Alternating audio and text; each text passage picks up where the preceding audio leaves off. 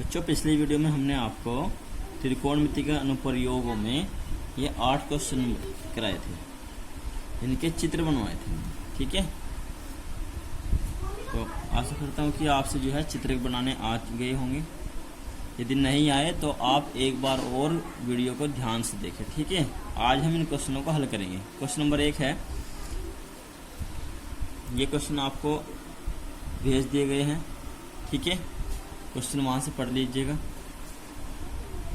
Question number 1 है, एक सीढ़ी दीवार की चोटी तक पहुंचती है। सीढ़ी का आधार यानी कि पाद बिंदु जो है वो दीवार से 1.5 मीटर की दूरी पर है और सीढ़ी जमीन से 60 अंश का कोण पर झुकी है। दीवार की ऊंचाई ज्ञात करो।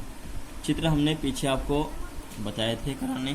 ठीक है, इसलिए हम चित्र तो बनाएंगे ही साथ साथ। ठीक है, पर चित्र हम थोड़ी जल्दी से बनाएंगे। अगर आपको चित्र के बारे में समझना है तो आप पिछली वीडियो ध्यान से देख लीजिएगा। ठीक है, क्वेश्चन नंबर 1 है, हल करेंगे। देखो चित्र बनेगा इसका जैसे कि कल बनाया था। एक सीढ़ी दीवार की चोटी तक जाती है। सुपर करो कि कोई सीढ़ी है, ये दीवार है और ये इसकी इस पर एक सीढ़ी लगी हुई है। ये दीवार की चोटी तक जाती है। ठीक है, ये 1.5 मीटर की दूरी पर है। ये पॉइंट मान लिया ए, ये बी और ये सी, और दीवार 90 डिग्री पर खड़ी हो। तो चित्र के हिसाब से हमें दीवार की ऊंचाई ज्ञात करनी है और ये सीढ़ी जमीन के साथ में 60 अंश का कोण बनाती है। अब चित्र के हिसाब से देखो, समकोण त्रिभुज के हिसाब से ये लंब भुजा होगा, ये हो गई आधार भुजा, और हमें लंब और आधार के कॉम्बिनेशन में कौन सा रेशो आता है, tan। तो हम लेंगे त्रिभुज ABC में tan 60। चित्रानुसार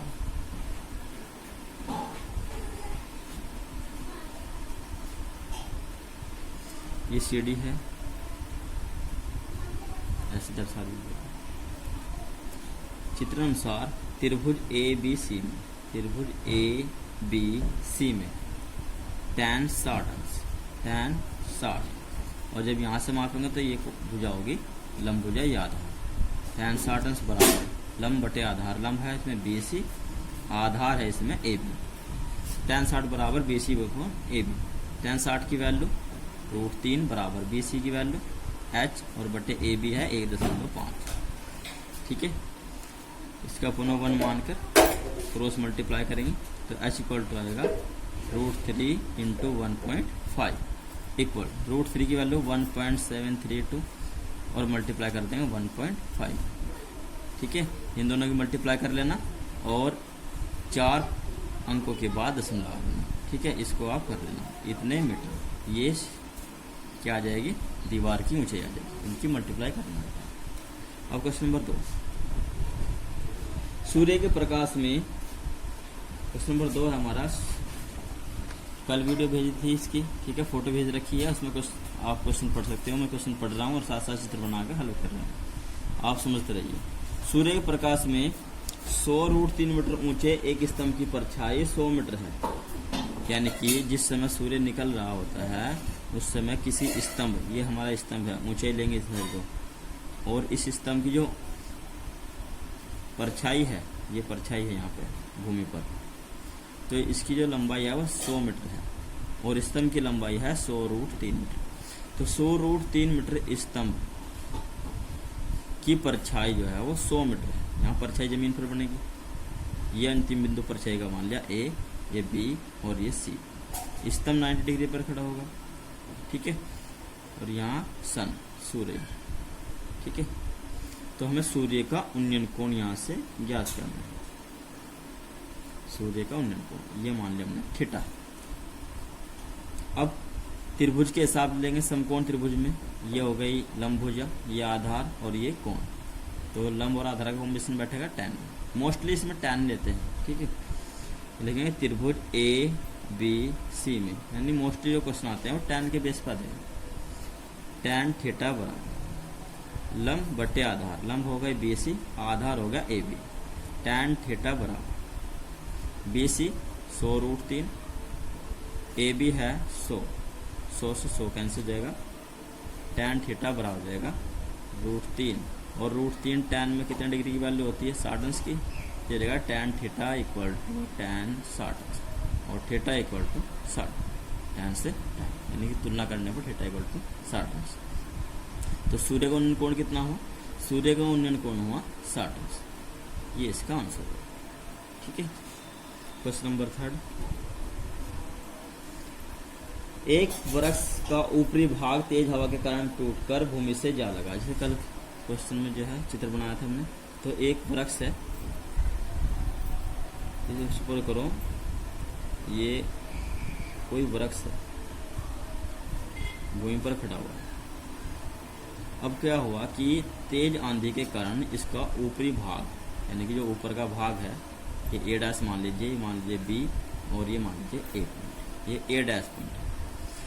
तेज आंधी के कारण ये जो पेड़ है ये बीच में से टूट चुका है और टूट करके जो ऊपरी भाग है वो ऐसे झुक गया, यानी कि यहाँ से ऐसे झुक गया। ठीक है, तो ये हो गया इसमें AC और ये BC, ये BC और AC दोनों ही पेड़ के भाग हैं। ठीक है, हमें पेड़ की कुल ऊंचाई ज्ञात करनी है और ये भूमि के साथ में 45 अंश का कोण बनाता है, क्वेश्चन दिया हुआ है।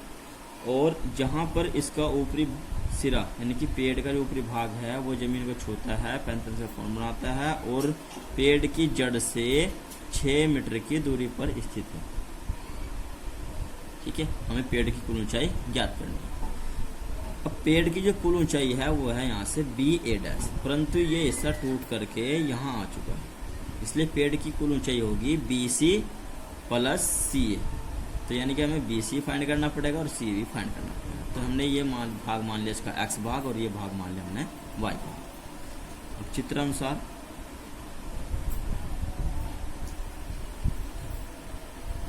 त्रिभुज ABC में, त्रिभुज ABC में ये आधार भुजा है, ये x की वैल्यू निकालनी है जो कि लंब भुजा है BC, तो हम लेंगे tan 45 बराबर लंब बटे आधार, यानी कि BC बटे AB।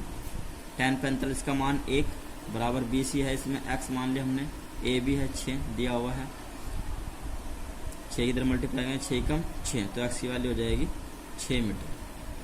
ठीक है, इक्वेशन फर्स्ट, समीकरण 1 मान लो। अब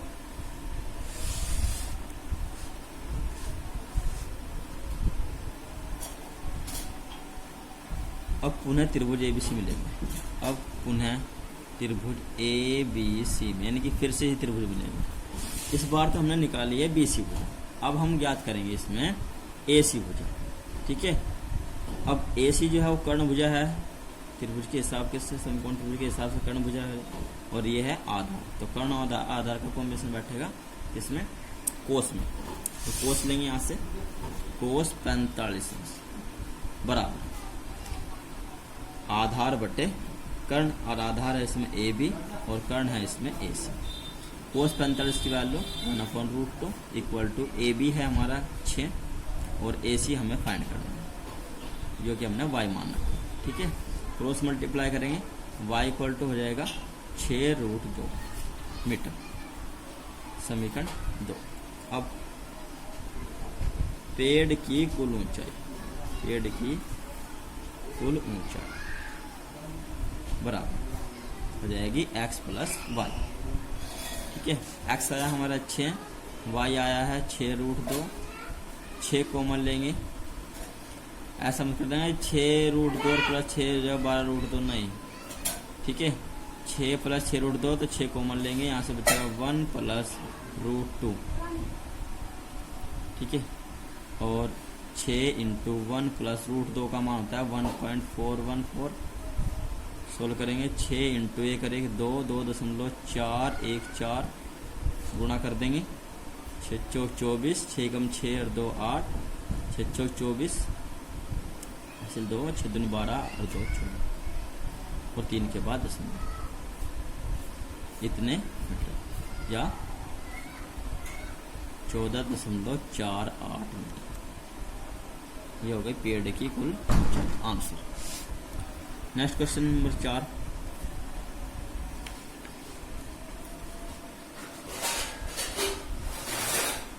एक 30 मीटर ऊंचे स्तंभ से जहाज का अनुमान कोण, एक 30 मीटर ऊंचे स्तंभ यानी कि स्तंभ की ऊंचाई रखिए 30 मीटर और जहाज का अनुमान कोण की बात हो रही है 30 अंश है। ठीक है, जहाज से स्तंभ की दूरी ज्ञात कीजिए। ये जो अनुमान कोण है और ये जहाज की जो बात हो रही है, जहाज पानी का जहाज है। ठीक है, और स्तंभ के ऊपर से अनुमान कोण बनेगा। ठीक है, जहाज पर। तो ये मान लीजिए हमारा स्तंभ हो गया 30 मीटर ऊंचा, ये हो गया स्तंभ, सॉरी 30 मीटर। अब जहाज कहाँ होगा? जहाज होगा हमारा यहाँ, इधर पानी होगा, ये सुपोज करो हमारा जहाज है। ठीक है, यहाँ पर कोई जहाज है, ये जहाज है। ठीक है, और इस पर उन्नयन कोण कितना बना हुआ है, सॉरी अवनमन कोण कितना बना हुआ है? 30 मीटर ऊंचे स्तंभ से जहाज का अवनमन कोण 30 अंश है। ठीक है, तो अवनमन कोण होता है ये 30 अंश का है। और अवनमन कोण जो होता है वो उन्नयन कोण के बराबर होता है, तो ये भी 30 अंश होगा। ये हमने इसकी ऊंचाई मान ली स्तंभ की 20 पीसी और जहाज मान लिया पॉइंट ए पर। अब हमें ज्ञात करना है स्तंभ की दूरी, यानी कि जहाज से स्तंभ की दूरी ज्ञात करनी है, ये भी हिस्सा ज्ञात करना है, ए बी। चित्र अनुसार त्रिभुज ए बी सी में, त्रिभुज ए बी सी में tan 30 अंश, tan 30 अंश बराबर लंब बटे आधार, लंब भुजा है यहाँ से BC, आधार भुजा है यहाँ से AB। tan 30 का मान 1/√3, BC का मान है इसमें 30 और AB हमें ज्ञात करनी है, इसको चाहो तो आप x मान सकते हैं। ठीक है, क्रॉस मल्टीप्लाई करेंगे यहाँ से तो x की वैल्यू आएगी 30√3 मीटर, आंसर हो जाएगा। ठीक है, ये जाएगा इसका आंसर। क्वेश्चन 5, क्वेश्चन 5 है 7 मीटर ऊंचे भवन के शिखर से एक केबल टावर के शिखर का उन्नयन कोण 60 अंश है और इसके पाद का यानी कि आधार का उन्नयन कोण 45 अंश है। यानी कि एक तो उन्नयन कोण है और दूसरा उन्नयन कोण है। कहाँ से? भवन के शिखर से केबल टावर के शिखर का तो उन्नयन कोण 60 अंश है और केबल टावर के आधार का उन्नयन कोण 45 अंश है। टावर की ऊंचाई ज्ञात करनी, टावर की ऊंचाई ज्ञात करनी। तो यहाँ से ये हो गई क्षैतिज रेखा, एक तरफ हो गया 7 मीटर ऊंचा भवन और दूसरी ओर हमने मान लिया केबल टावर, ये टावर है। ठीक है, इसकी ऊंचाई हमने मान ली h मीटर। इसने कहा कि भवन के शिखर से केबल टावर के शिखर का उन्नयन कोण 60 अंश का है। क्षैतिज रेखा के समांतर ही ये रेखा खींची, ये 60 अंश और पाद का उन्नयन कोण 45 अंश, यानी कि ये जो कोण है ये 45 अंश का, तो ये 45 अंश हो जाएगा। ठीक है, ये 7 है, इसको हमने मान लिया AD एक भवन है और BC एक टावर है। ये पॉइंट हमने मान लिया इसमें E पॉइंट है, ये पॉइंट। ठीक है, ये 7 है तो ये भी 7 होगा क्योंकि ये दोनों आपस में समांतर है, PD EA के समांतर। तो ये 7 है तो ये भी 7 मीटर हो जाएगा। ठीक है, अब बची यहाँ पे भुजा EC हो जाएगी, ये कंप्लीट है H और ये है यहाँ तक 7। अगर मैं कहूँ कि ये 10 है और ये 7 है तो ऊपर कितनी आ जाएगी? 3 आ जाएगी ना। तो इसी प्रकार से यदि ये H है, ये 7 है तो H में से 7 घटाएंगे, हो जाएगा H - 7। ठीक है, यहाँ से तो इसमें ये दूरी दी हुई, इसको हमने मान लिया x, मकान सॉरी भवन और टावर के बीच की दूरी मान ली x। ये x है तो ये हिस्सा भी x ही है। ठीक है, क्वेश्चन को सोल्व करेंगे। अनुमान कोण जो होगा उन्नयन कोण के बराबर होगा। चित्रानुसार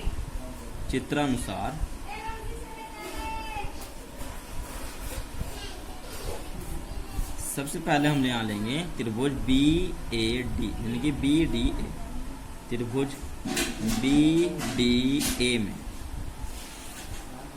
ये भवन की ऊंचाई होगी, ये आधार होगा, तो यानी कि इसकी सहायता से आधार भुजा ज्ञात कर लेंगे। जब आधारभुजा ज्ञात हो जाएगी तब हम ये त्रिभुज लेंगे और ये यहाँ से साइड में एच है तो यहाँ से एच की वैल्यू फाइंड हो जाएगी।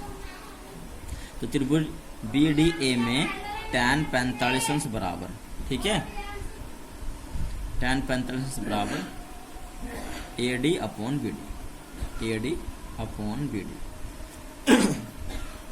tan 45 का मान 1, ए डी की वैल्यू है 7, भवन की ऊंचाई है, और बी डी है इसमें x।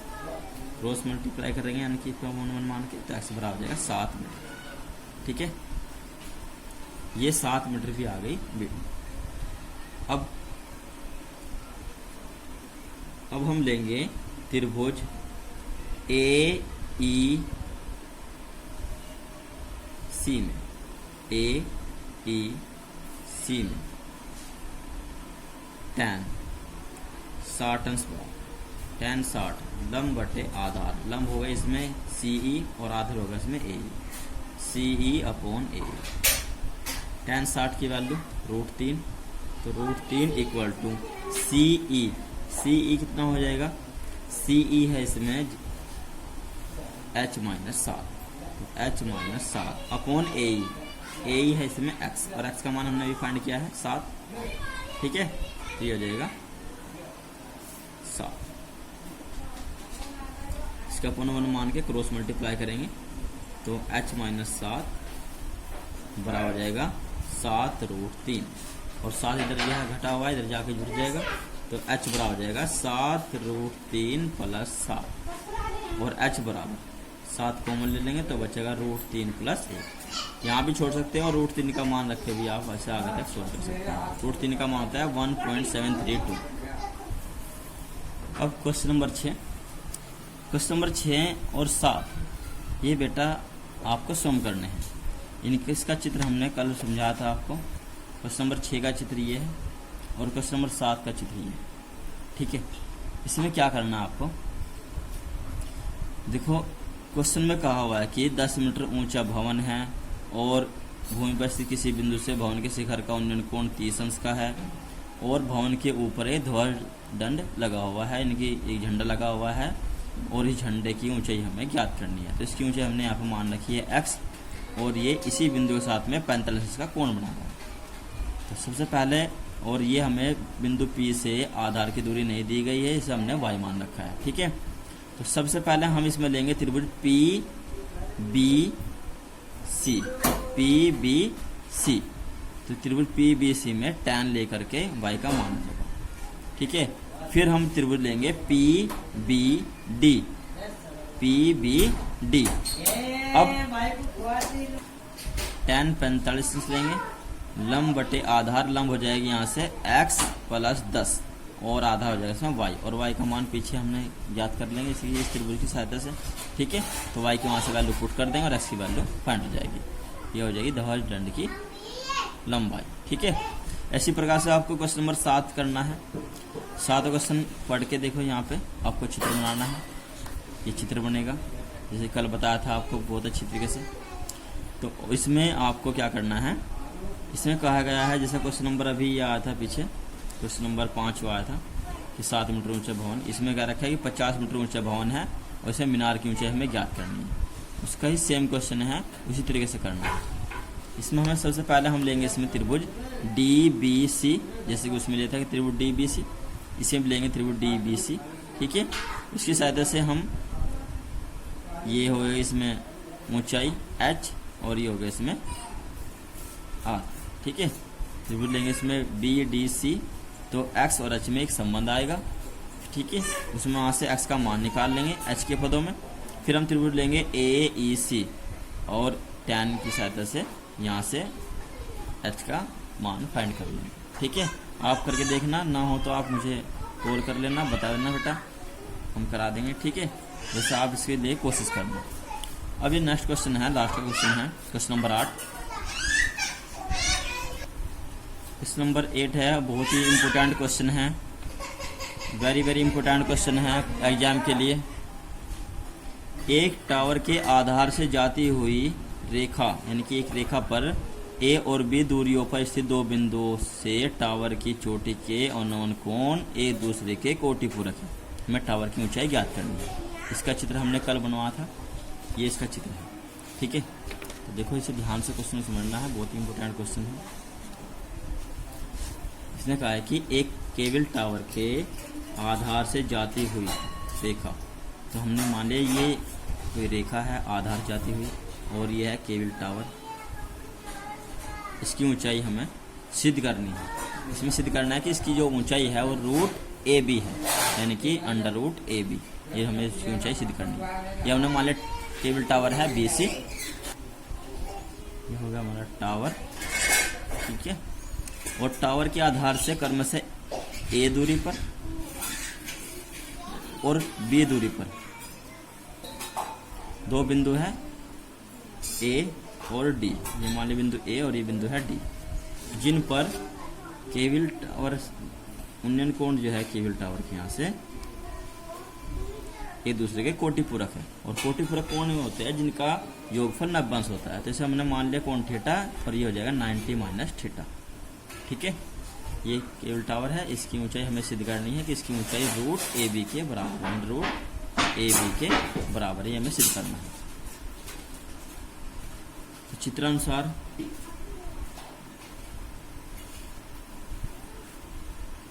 त्रिभुज लेंगे ABC, त्रिभुज ABC में, त्रिभुज ABC में ये कोण है 90 माइनस थीटा। यहाँ से लेंगे tan 90 माइनस थीटा। tan क्यों लिया है? क्योंकि इसमें लंब है और आधा, इनकी ऊंचाई और दूरी। तो ये हो जाएगी H/A, यानी कि BC/AB। अब प्रॉपर्टी होती है tan 90 माइनस थीटा, ये होता है कोट थीटा। ये जाएगा cot theta equal to BC है H, AB है इसमें H/A, इक्वेशन फर्स्ट। ये कोट थीटा की वैल्यू आ गई। अब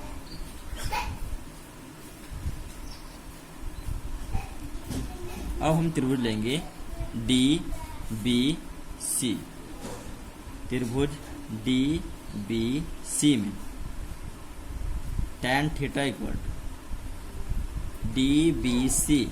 ठीक है, तो ये रहेगी लंब और ये हो जाएगी आधार, और ये आधार है अब जब B, तो ये रहेगी लंब भुजा यानी कि BC, आधार भुजा इसमें कितनी B है, यानी कि इसमें है DB। tan थीटा बराबर BC बटे DB, और BC है इसमें H और DB है इसमें B। tan थीटा की वैल्यू आ गई H/B। ठीक है, ये हो गई क्वेश्चन नंबर सेकंड।